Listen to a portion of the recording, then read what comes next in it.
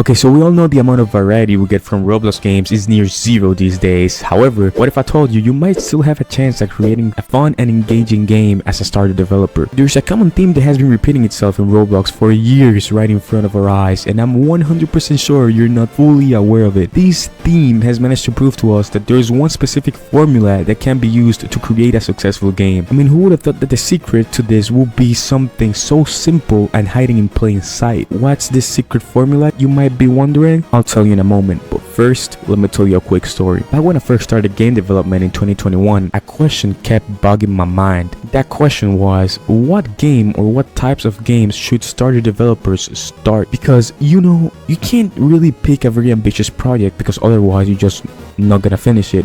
But you don't want to make it a trash game either, because I know that when you're a developer, you want to make something that you're proud of, right? I completely get that. So after doing some research, the conventional advice back then, and even some people now, will still say make a simulator or make an hobby or make a tycoon. And at the time, that just felt boring.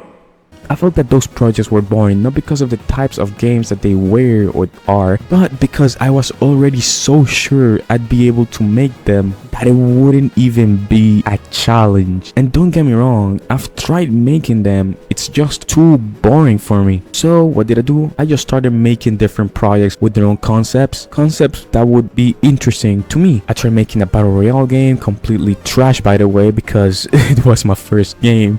A rock paper scissors game, a martial arts game, which also resulted in being trash because it was my first combat game. Did a couple of commissions here and there, but maybe, just maybe, you're trying to make a game that has a chance at being successful. So what makes a game succeed in Roblox? What games or types of games become successful? So after careful thinking about this question and examining my different years in Roblox, I came to a very interesting and also liberating conclusion. What's this conclusion, you may be asking yourself? Literally any game can thrive on Roblox as long as it meets a couple of requirements and as long as you understand a little bit about human psychology. What are these requirements? Okay, so there are two main requirements that you want to keep in mind for your game. So let's start with the requirement number one. Your game cannot be a direct variation of another game. Listen, it's completely fine to take inspiration and to even like follow some trends for specific things, but you never want to make like a direct variation of a game, especially when you're starting, mainly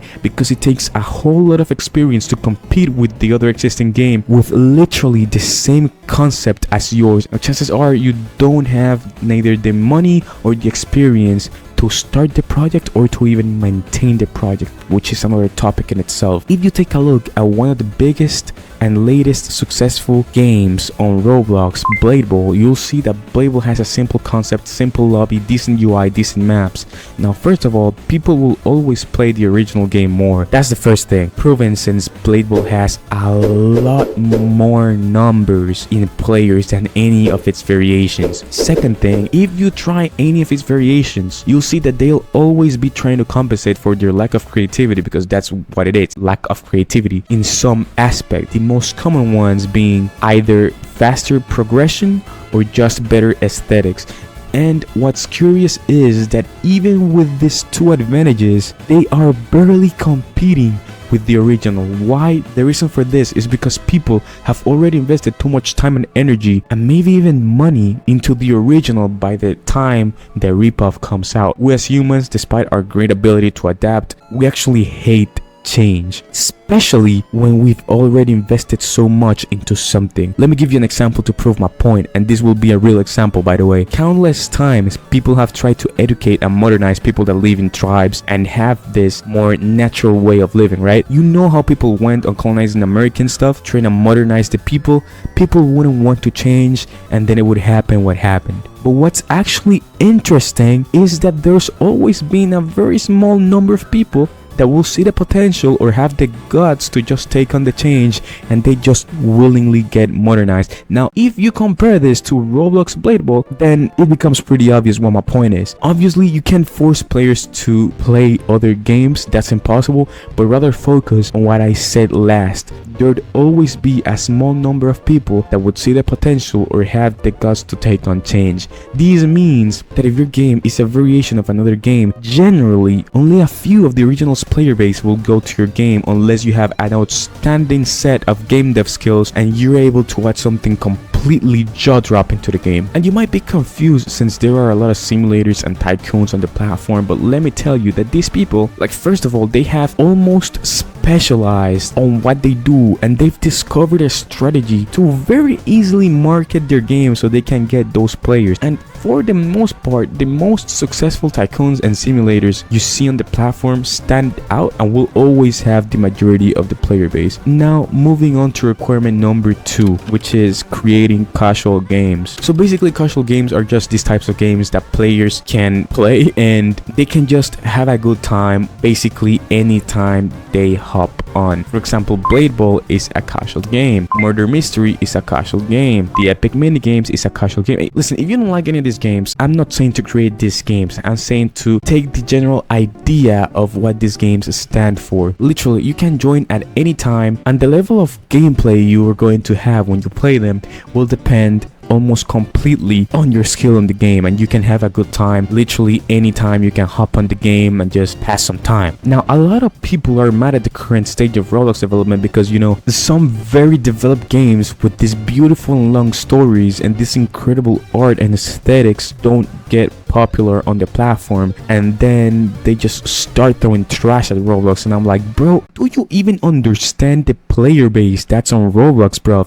Like, do you even know why most people play Roblox in the first place? Like, bro, first of all, depending on the mechanics and the art, if they're too advanced, then congratulations, your game can only run on like 10% of Roblox users now, since most users use a phone or a tablet, and chances are they're gonna be lagging. And also because most people that play Roblox do not want to spend countless hours, literally days, weeks, just beating bandits, grinding to get that new sword or skill or whatever. Now, don't get me wrong, there's still an audience for this in Roblox, but when you compare this specific audience to the general complete player base, the amount of players who actually want this is pretty small. And honestly, it's probably a lot harder to pull off a successful game like that for that reason alone. Just get a simple game idea that people enjoy playing in the moment to pass time, give them rewards based mainly on their skill of the game, but also give them some free stuff here and there, maybe even playtime rewards, maybe codes.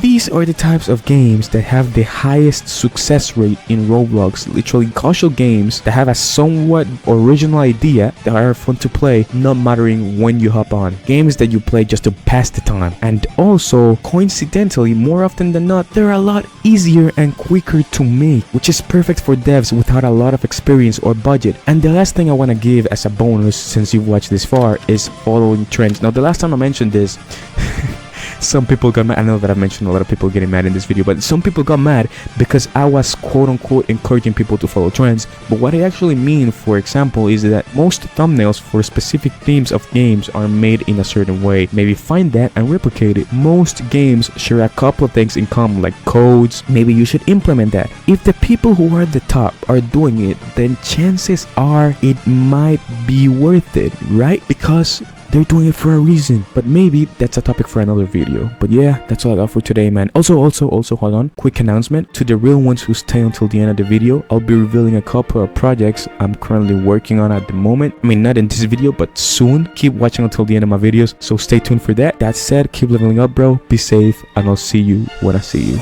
Peace.